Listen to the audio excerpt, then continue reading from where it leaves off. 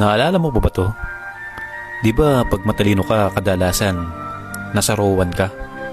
Tapos pag maingay at magulo ka naman, nandun ka sa row 4, sa pinakalikuran. Katabi mo na halos yung CR at basurahan.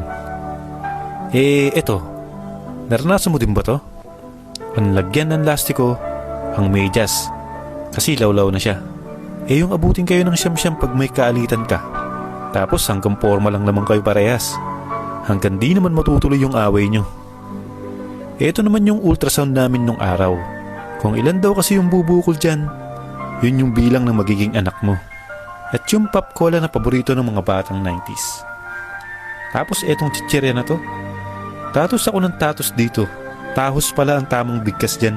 Dito yung mga batang 70s at 80s malamang Clim at Nutriban ang pinilahan noon.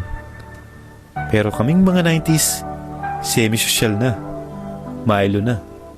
Milo everyday. Dito siguradong sigurado ako.